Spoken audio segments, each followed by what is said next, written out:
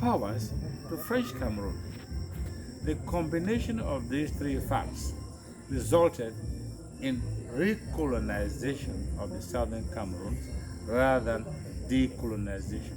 And that's the case we continue to make, that the Southern Cameroons in 1961 were never decolonized by the United Nations, or at least the decolonization effort by the United Nations was never complete. And as a result of that, the territory remains under colonial rule, this time not under British, but by a neighboring foreign country. And this fact is being clouded over these years by the fact that this is a black on black colonization rather than a white on black colonization. Had it been a white on black colonization, it would have been easily picked up and seen by especially foreign states. But because it's black on black, that fact is never has not been noticed, and the fiction continues to be maintained that the Southern Cameroons, what has since been named as Ambazonia, is part of French Cameroon, which is a very strange logic, because the Southern Cameroons, the French Cameroon achieved its independence on 1st January 1960 with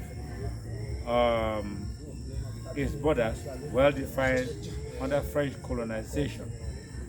So that's the first point we make, black on black colonization, which is being not noticed by many countries precisely because it's black on black, not white on black.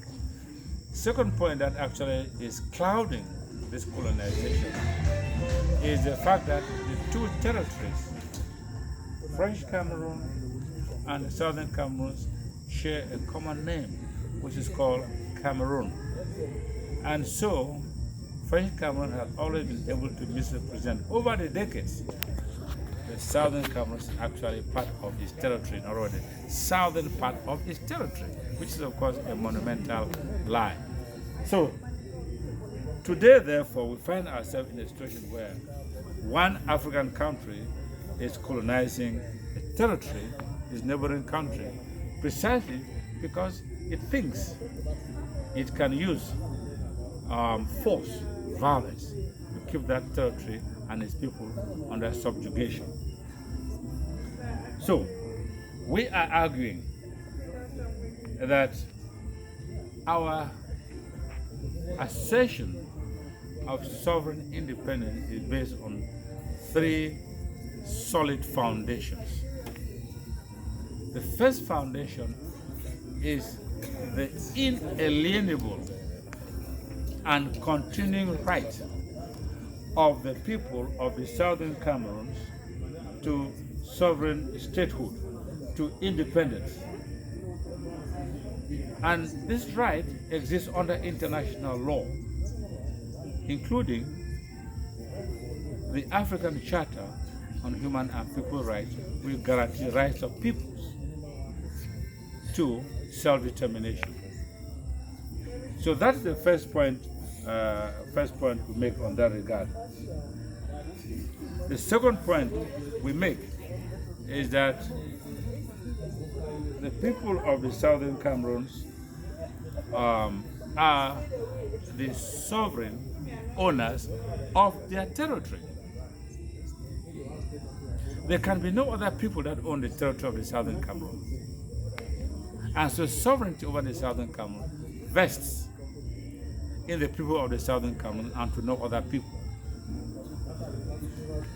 So there's a territorial dimension to our current struggle where French Cameroon is claiming the territory of the Southern Cameroons.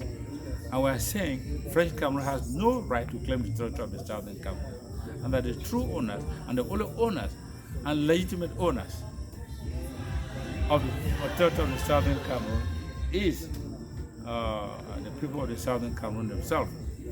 Southern Cameroon people are recognized under international law as a separate and distinct people, separate from the people of French Cameroon. So that is the second point we make about the sovereignty.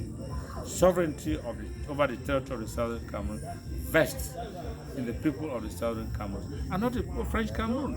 The Southern Cameroon has never had any connection whatsoever, historically, with French Cameroon, except for the fact that since 1961, that country has been exercising a colonial sovereignty over the Southern Cameroon and is in colonial occupation of the Southern Cameroon by sheer military force.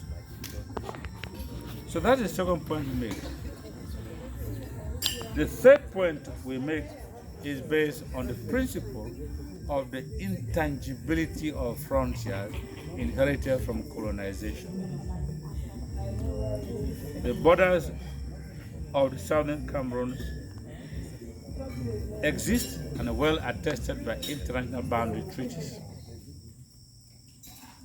Our frontier with Nigeria is based on the Anglo-German Treaty of 1913, which defines the boundary between Nigeria and the Southern Cameroon from the Bakassi Peninsula right up to Cambe.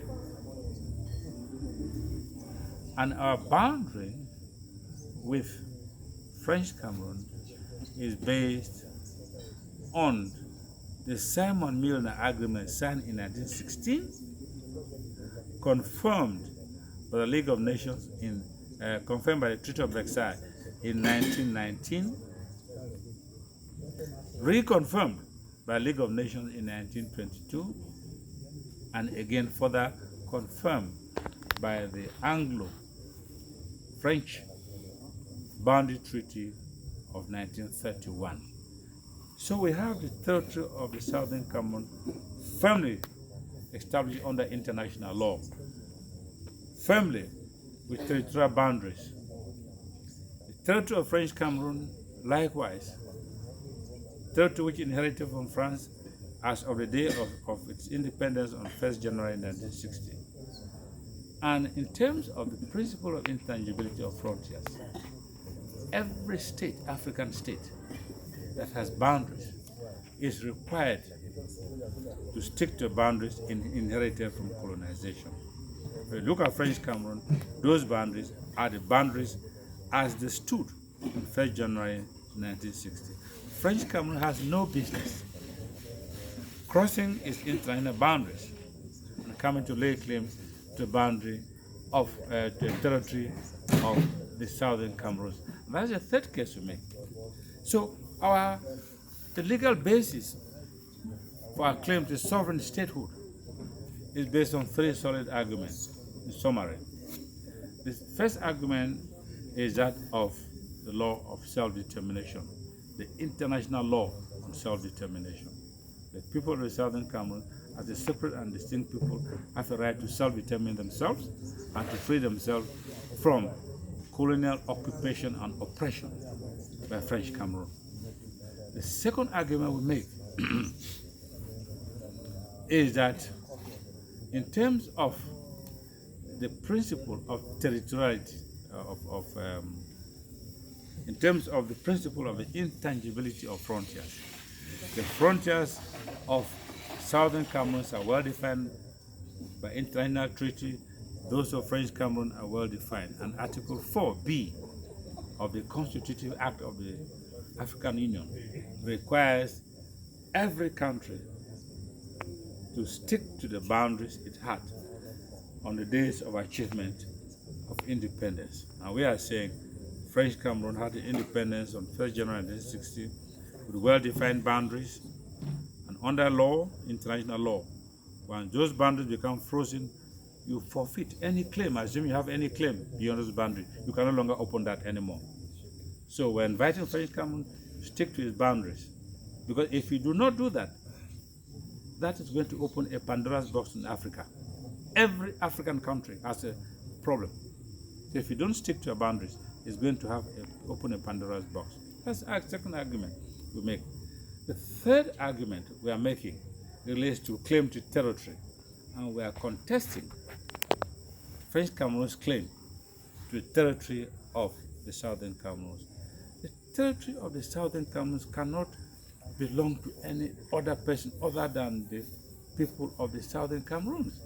And the people of the Southern Cameroons have sovereignty over their territory. And the fact that they're under colonial occupation changes nothing. In the West African case, Southwest African case, the International Court of Justice made it very, very clear that sovereignty in a trust territory belongs to the people of the territory. It lays in abeyance and waiting to rise and rest on the people at the moment of achievement of independence. We are saying what is happening now is simply because we are under colonial occupation and oppression. Sovereignty over the territory of the Southern Cameroon lies with the people of the Cameroon. It is abeyance and would rise on the day of achievement of independence and rest with the people.